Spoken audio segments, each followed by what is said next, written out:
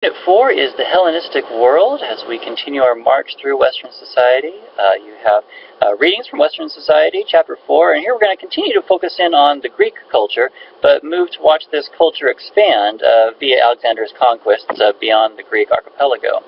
Sources, chapter 4, focuses in on Alexander the Great. He's kind of one of our central figures here for this particular unit, and I think you might want to pay particular attention to how he conceived of himself.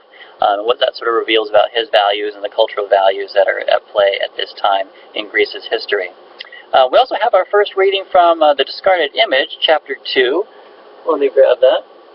Some of yours might look like this, some of yours might look like a different cover here.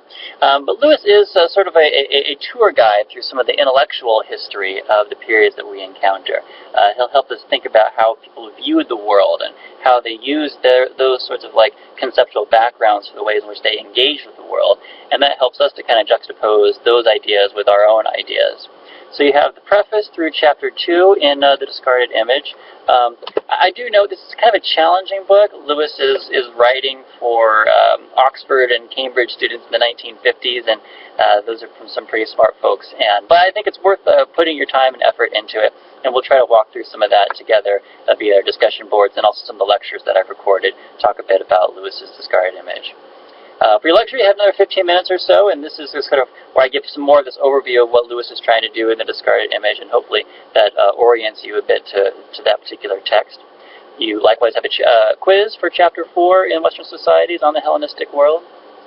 Activities focuses in on Archimedes and the practical application of science, so you have a few links to focus in on there, as well as a survey to take for that.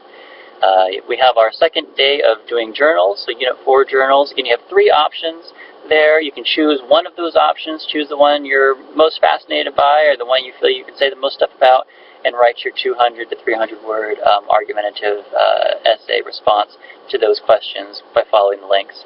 And then, of course, our interaction time, posting your comments on the discussion threads, as well as commenting on one another's and continuing our conversation there. And that's unit number 4.